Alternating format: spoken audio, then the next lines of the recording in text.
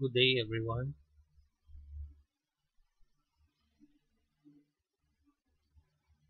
I thank you for giving me another opportunity to be able to share this Christmas message to all of you.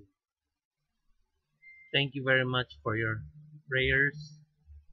For just a month and a half ago, I was confined to the hospital due to a dengue infection, and I also had a mild stroke. I thank you for all your prayers and for all your support.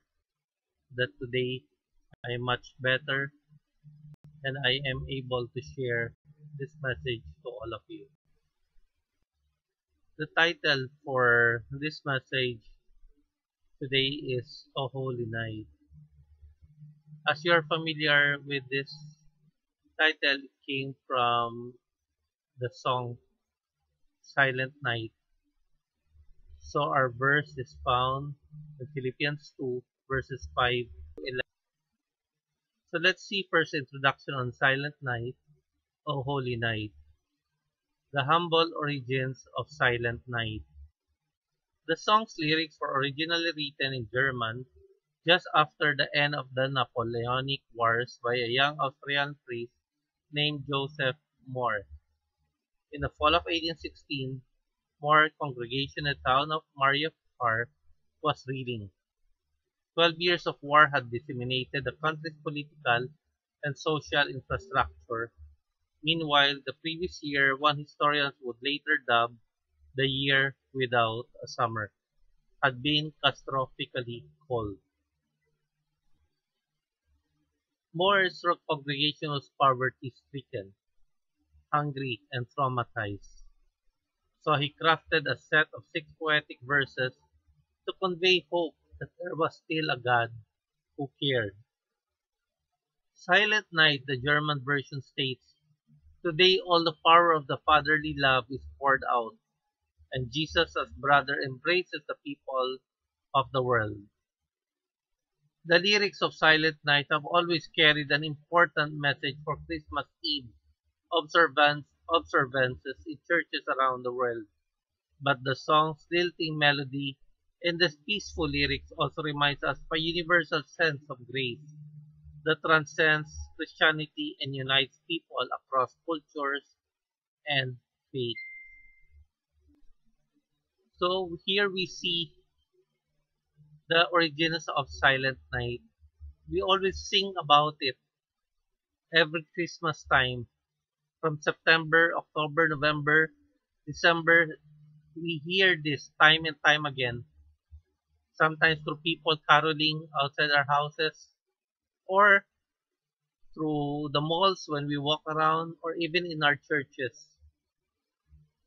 But today, I hope that we really know the significance of what it is to have a silent night or holy night. So let's go to our verse for today's study, found in Philippians 2, verses 5 to 11. It says here, Philippians 2, verses 5 to 11.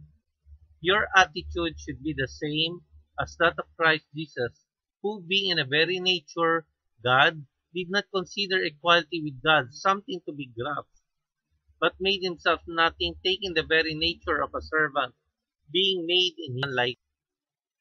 Verses 8 to 11, and being found in appearance as a man, he humbled himself and became obedient to death, even death on a cross. Therefore God exalted him to the highest place and gave him the name that is above every name, that at the name of Jesus every knee should bow, in heaven and on earth and under the earth, and every tongue confess that Jesus Christ is Lord, to the glory of God the Father. May God add to the blessing His own bless the reading of His word. So let's see first. Let's go to the introduction and who is the author of Philippians. We see here Apostle Paul, formerly known as Saul of Tarsus. It was penned while he was in prison, probably at Rome or Ephesus, about 62 CE. Later we'll discuss what CE means because most of us are just familiar with BC or AD. Out of the 27 books in the New Testament, the Apostle Paul wrote 13 to 14 of these books, also known as the epistles or letters. In its present canonical form, Philippians is, according to several scholars, a later collection of fragments of the correspondence of Paul with the congregation in Philippi. So we see here what it really means about BC, BCE, and AD and CE terms. So we see here from this graph that BC was before Christ, BCE before Common Era, and AD is Anno Domini, or CE, the Common Era, BP before present, before AD 1950. Move forward, the setting Philippians. Paul wrote his letter to the Philippians while in prison, probably in Rome or Ephesus. Philippi was a site of a key military victory by Augustus Caesar, and as a result, it was made a Roman colony. Philippi was the first city in present-day Europe where Paul established a church. Why did the Apostle Paul write the book of Philippians? Paul wrote this letter in thanks for a gift that the Philippians had sent to him. He had been out of contact with them and may have believed that he had been forgotten. Then Epaphroditus, a member of the Philippian church, arrived in Rome with gifts and messages from the church. So this was the reason. Probably Paul wrote a letter to the Philippians because he received a gift. And like most of us, we enjoy and we are very grateful and very happy whenever we receive gift. Because even the Word of God says it is better to give than to receive. So he was very, very happy and glad. That's why he wrote this letter. Again, we go to the structure in Philippians 2, verses 3 to 4. It says here, do nothing from selfish ambition or conceit, but in humility count others more significant than yourself. Let each of you look not only to his own interest, but also to the interests of others. If you notice in this world, it is very, very difficult for people to just be humble. Sometimes when we say that we are humble, we are actually proud. We say we can eat in the best restaurants. Sometimes on social media, they post pictures of a fancy place, a lot of sumptuous meals and food. That the ordinary person, while looking at it, instead of being happy, feels anger, feels resentment, feels depressed, because they would question why is it some people are truly blessed and they may not have even one decent meal to have for themselves and for their families. So that's why it says here in verse 4, let each of you look not only to his own interest, but also to the interests of others. What does it mean to have the mind of Christ? Let the same kind of thinking dominate you as dominated Christ Jesus. This is what verse 5 says. This verse helps us to see that Paul's main concern is that we imitate Christ. We imitate Him through unity with Him. We have the mind of Christ at the point of salvation. We are joined with Him, but our thinking has to shift as the Spirit renews our mind. Paul encouraged the Philippians here in a similar manner to how he encouraged the Romans in Romans 12, verses 1 to 2. What does it mean to have the mind of Christ? Let this mind be in you which was also in Christ Jesus. It is up to us to have the mind of Christ. We have to make a decision to have it. We cannot just have the mind of Christ without making time, without making effort to read His Word, to pray, to sing songs of worship and thanksgiving. If we continue to focus ourselves on useless things, on gossip, on watching television and a lot of movies. Probably we occupy ourselves in different things which are not necessary. The mind of Christ is his attitude. We must change our attitudes to become Christ-like. It does not come automatically. It is a decision you have to make. And we can do it by renewing our faith, our mind with the Word of God. In verse 7 it says here, Christ emptied himself, taking the form of a bondservant, being made in the image of man. By reading this, you ask yourself, when we read the word servant, am I a servant? Should I start serving people? Probably you belong to a family that have a lot of servants at home.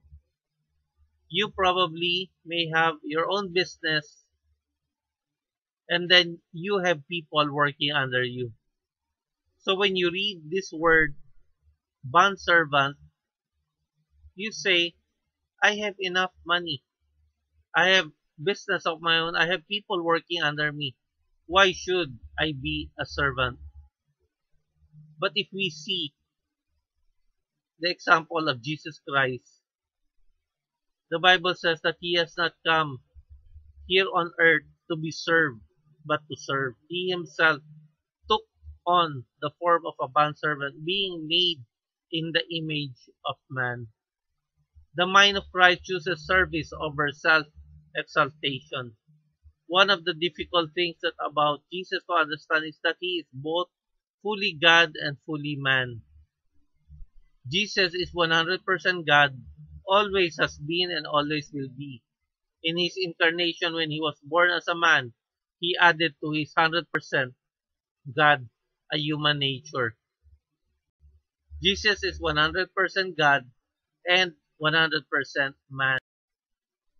You could read the verse this way, who continued to be in the form of God did not consider equality with God something to be used to his own advantage. Remember that Jesus is fully God and fully man. Paul is showing us how Jesus did not exalt himself as the second member of the Trinity. Jesus is co-equal with God the Father and the Holy Spirit. They all three share all the same attributes in one God. Paul is showing us that Jesus did not hold tightly to all his rights. He did not use his infinite power, wisdom for his advantage.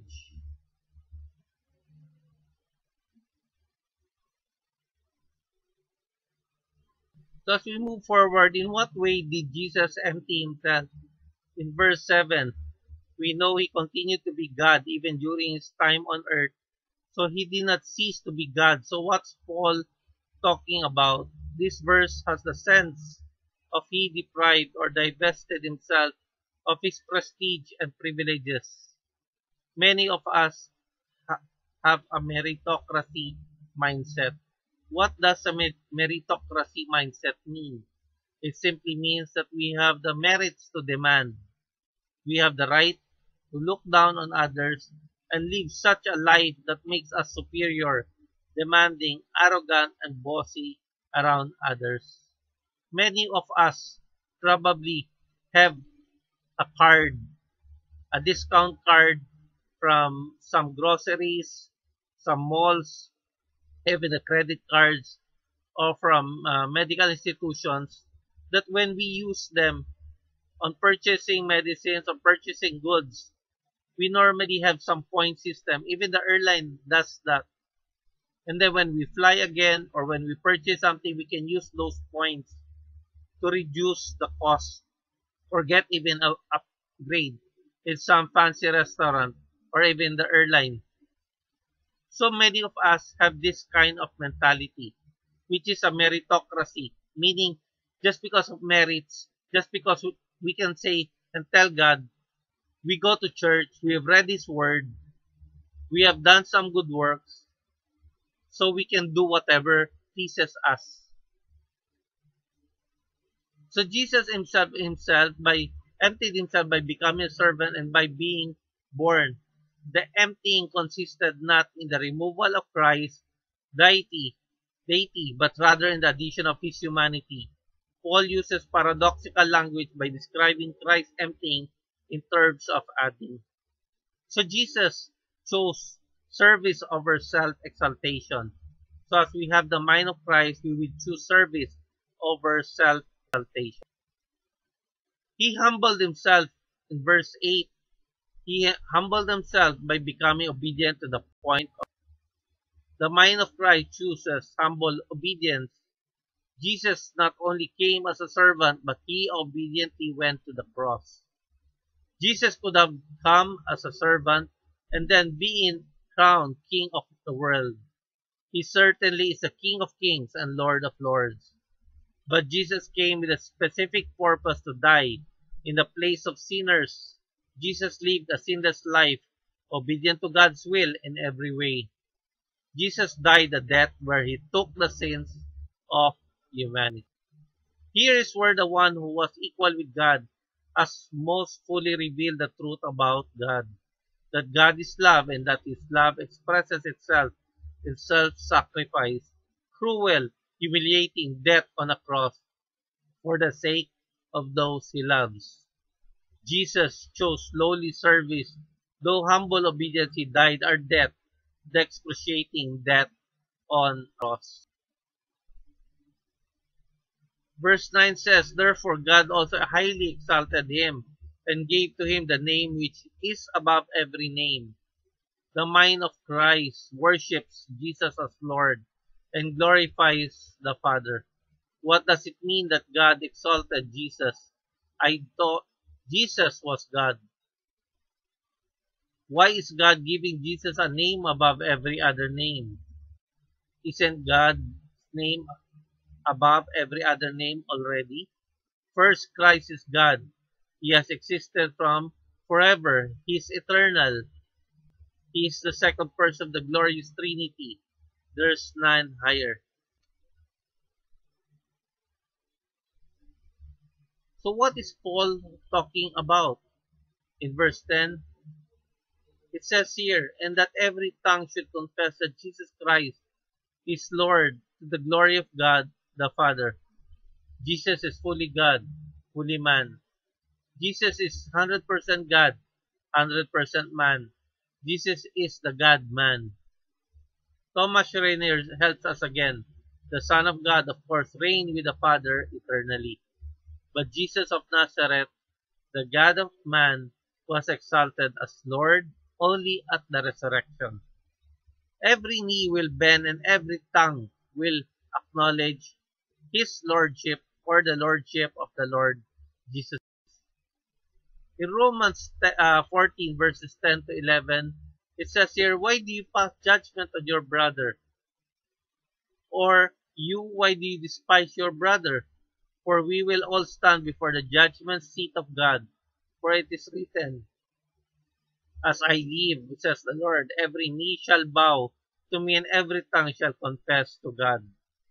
Paul is not saying in Philippians 2 verses 10 to 11 that every knee should but might not bow, or tongues should but might not confess.